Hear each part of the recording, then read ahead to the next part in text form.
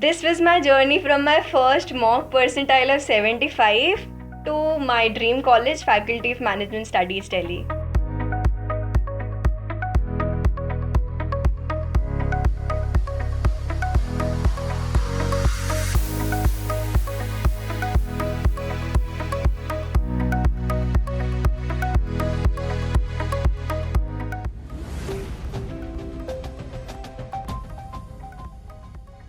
For the past year at InsideIIM, we have been conducting one-on-one career coaching sessions as counsel, short domain-specific courses as masterclasses, and university-affiliated certificate programs.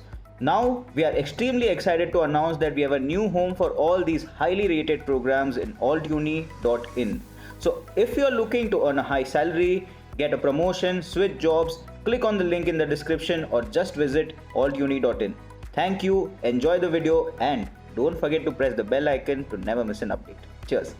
Hello everyone, my name is Sidra Nasir Khan and I am a first year student pursuing MBA from Faculty of Management Studies, Delhi. Talking about my academic profile, I did BTech in Chemical Engineering from MANIT Bhopal.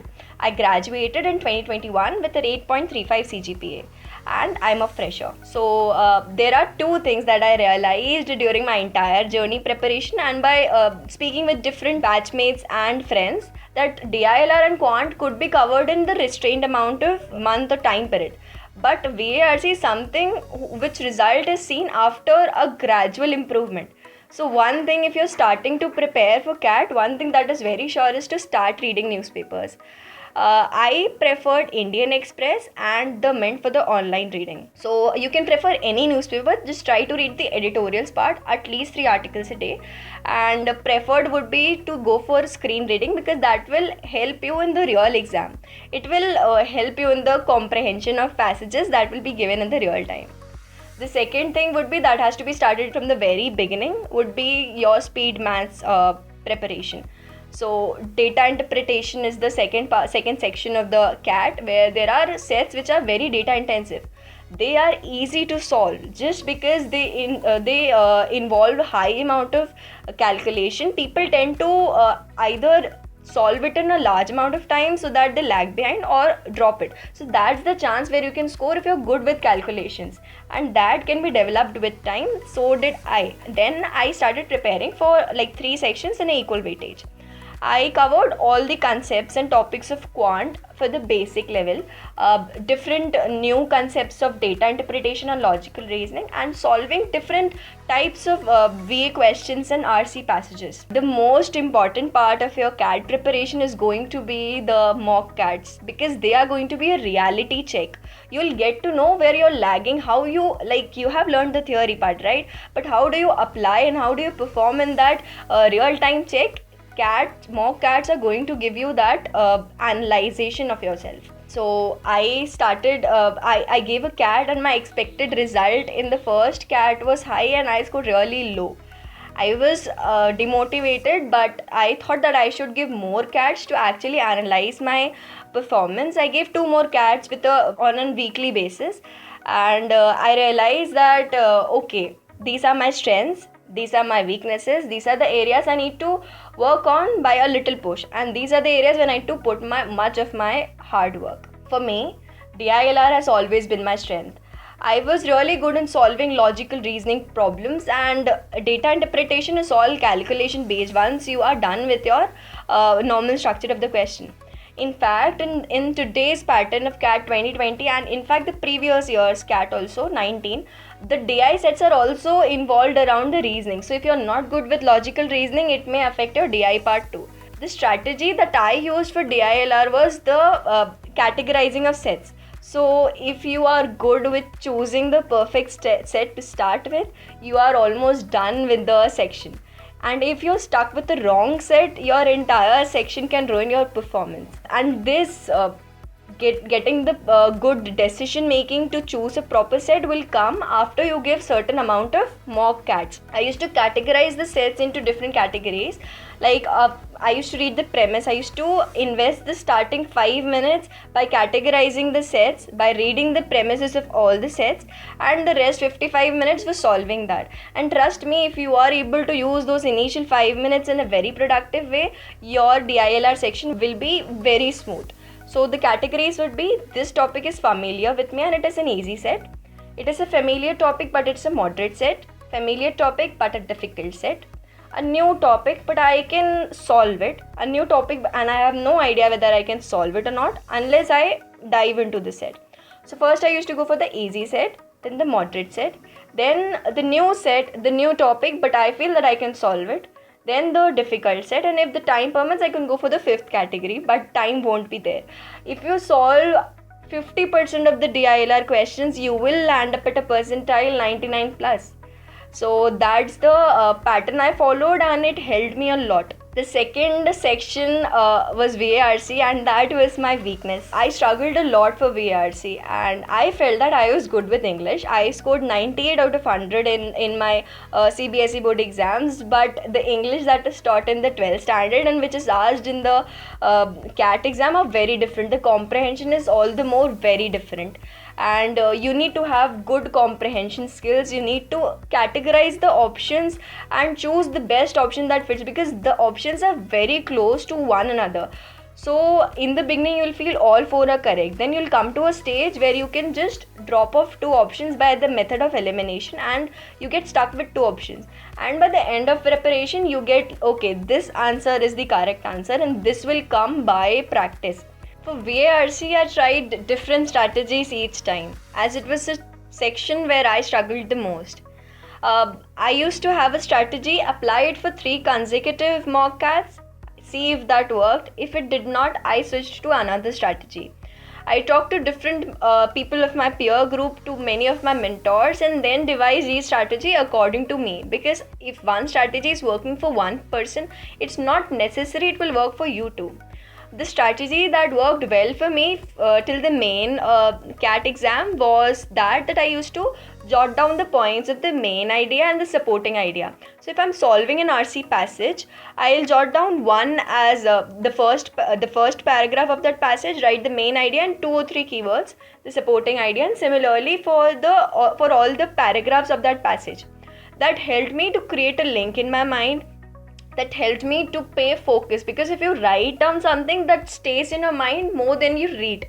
So that this strategy helped me a lot.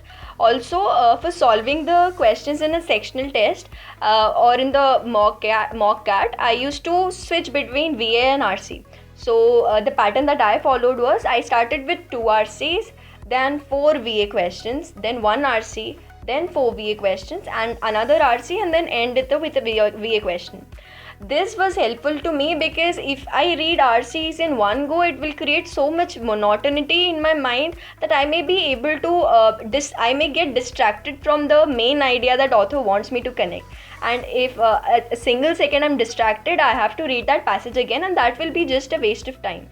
So if I solve VA questions in between, that helped me a lot to stay on the right track. For quantitative aptitude, I felt that practice is the only key. So once you solve the concepts of all the first level questions of all the topics, you need to go forward and solve the different varieties of questions with varying degree of difficulties. Because the questions that will come in the real CAT exam are going to be of difficult, moderate and easy category. So easy category is basically a question that you are able to solve as soon as possible. So speed is the key. There will be so many questions, and everybody who is giving the CAT exam is capable of solving that question. The percentile only goes to that person who is able to solve it faster. The strategy that I followed for solving quants in the mock CATs and in the real CAT was the scanning strategy. So I used to scan 10 questions at a time. There were 33 questions of quant in a section, and I used to go for like 11 questions. I used to scan 11 questions, mark them as very easy, moderate, difficult. After I'm done with the 11th question, just by reading in 2 or 3 seconds, Then I used to solve these questions, the easy and very easy questions. I used to keep the moderate and difficult just as marked. Then I used to scan the next 11 questions similarly. Once I reached the end of the section, then I used to come back, solve the moderate questions of all these 3 sections, and if the time permits, I can go for the difficult sections. That helped me to not get stuck with questions, that helped me to improve my self-esteem, because I'm able to solve questions. That improves your confidence. One thing that I felt is all the 3 sections are interlinked with each other, not structured wise, but psychologically. If you're not performing well in the first section, it is very obvious that you may not perform in the following sections too. So just an advice, after you complete one section, whether that be VARC or DILR, just forget about that section and move ahead. Because if you're stuck with the previous section, the previous question that you did, it will hamper your further performance. There are so many people I know who ruined one of their section but did extremely well in the other section, and hence have landed in a very good percentile. And similarly for me, as I mentioned, VARC was my weakness. I never hampered my other 2 sections because of my performance in VARC. Talking about the CATs, the time that I preferred for solving mock CATs every day or alternative day, it was the night time. I used to solve from 3 a.m. to 6 a.m. So that's my body clock, that's my schedule I used to follow from 12th standard, and it suited me. Although 2 months prior to the real CAT exam, when I got my time slot, I switched the timing of solving the CATs to the daytime, so that my body is habitual of that. One thing that people often skip while solving mock CAT are the analysis. So if you're solving 3 mock CATs daily, that is not a very big victory, because if you're not analyzing your performance in the test, it is just not worth it. So I used to go for like alternative mocks. One day I used to solve a mock, the other day I used to analyze each and every question that I did wrong, or I took a large amount of time. If I started with a monthly mock CAT, it switched to twice a month, then weekly, and by the month of October, September, October, it was alternative days. There was a change in pattern in 2020. The 3-hour pattern was shifted to 2-hour pattern, and there was 40 minutes allotted for one section. That was in favor of me for the VARC set and for the DILR, while for the quant I needed more amount of questions to improve my efficiency. So that could be, change in pattern may vary from person to person and section to section. It's all about how you get habituated to the new pattern. So we got aware about the new pattern 2 months prior to the real CAT exam, and then I worked accordingly. I changed all my pattern. I changed different strategies to work in less amount of time and more number of questions. So it's not about the higher the number of attempts that you can go for, it's about the correct number of attempts. So even if you're solving 60% of the paper with good efficiency, you're already landing up in 99 plus percentile. So that was my strategy. On the D-Day, I would recommend whether your slot is 1, 2 or 3, just don't talk to your peer group, just don't talk to your friends, because if you know about the questions, you consciously start thinking, okay, if I were to solve that question, what will I do? That will just create disbalance in your mind, because anyway you're not getting the same question paper, you will be getting a different question paper with different level of difficulty. So just relax on the day of CAT. Do something that you like, do meditation, have a cup of coffee, listen to good music, and then just go and give that exam with a very free peace of mind, and that will really help you rather than being stressed on the questions that were asked in the previous slot. So that's the pattern that I followed, and it really helped me. This was my journey from my first mock percentile of 75 to my dream college, Faculty of Management Studies, Delhi. Thank you.